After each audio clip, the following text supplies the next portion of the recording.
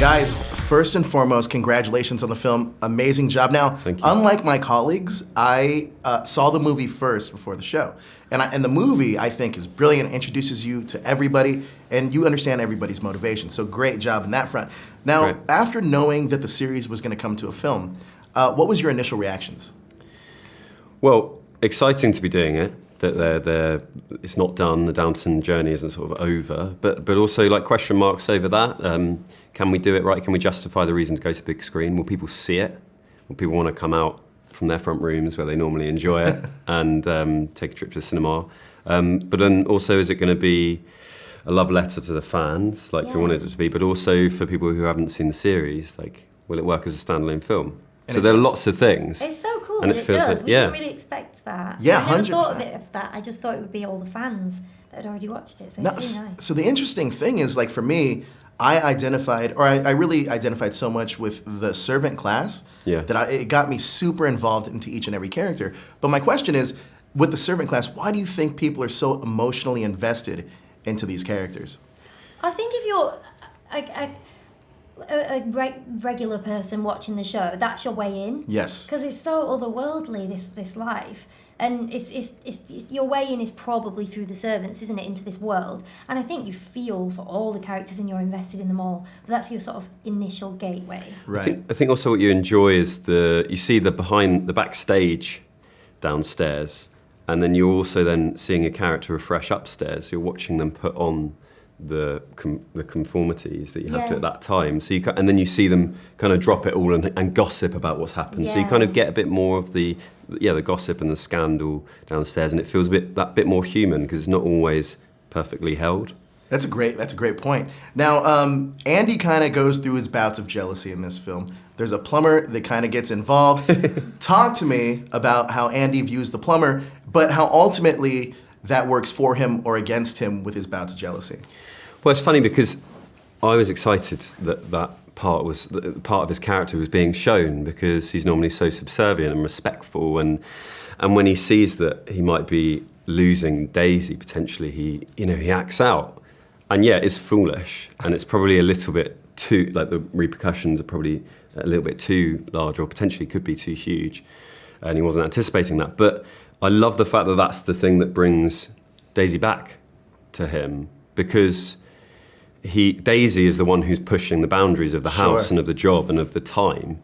And Andy is, once he's on that train, his career is going to be all the way to Carson, and he's happy with that. So I love the fact that it's Daisy at that time who's telling him to shake off the kind of the constraints and the expectations, and to be more ambitious. I think that's really brilliant at Julian's writing. So Sophie, there's a fun dynamic between Andy and Daisy, and I love the characters so much. Can you talk to me a little bit about what she sees in Andy ultimately? No, I'm joking. He's so lovely. I think at first it was just, he's so kind and good, and all those things that you were saying that you didn't love about him. Yeah. But he, and I think she was at that time in her life to meet someone like him. Because you won't know this, but she's had a few other footmen along the way, and it hasn't worked out. I have seen. I've actually studied the characters quite a bit. There's like this huge Downton Abbey like Wikipedia thing that I've like totally like gotten engulfed with. So. Oh, that's good. Yeah. But then I think she's incredibly ambitious, and she gets that sort of itchy feet thing of like, ooh, is this what I want? He's really nice. Sure. But what's going to be our future? So to see this sort of like, I guess she sees it more of from the point of view of she's quite anti this royal visit and thinks it's ridiculous, and he's done this like kind of like rock and roll thing and like smashing the boiler up and ruining the royal visit, more than it being like this jealous act. I think she sees it as like, oh, that was quite cool. So yeah, it is quite fun that they get back together. Now, speaking of the future, are there wedding bells in the plans for the possible sequel, if there is one? Would you like to see it go in that direction, or would you kind of like to see your characters go?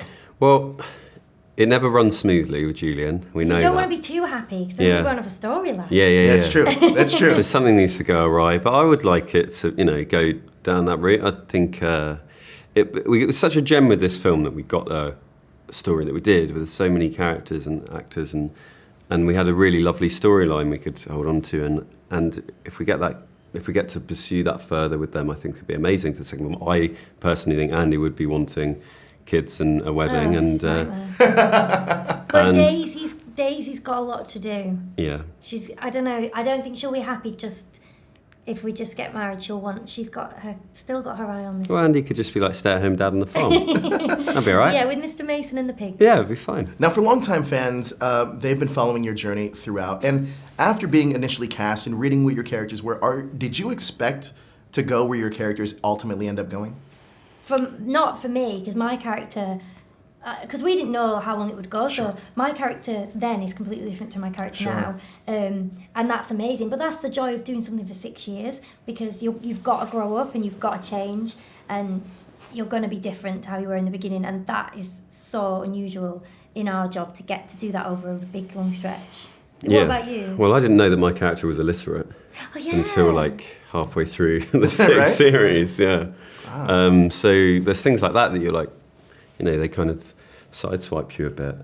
But that's the joy of it. Like every time you open the script, you don't actually know, anything can happen. He's so good at that. Yeah, you only ever have a few scripts. You never know the full. You'd never even know the full series. Yeah. Oh, and apparently, really? Yeah. Apparently, he watches as the series goes on. He's watching and seeing Oh, wow. stuff you're doing and then changing it. So he obviously saw something in me that thought.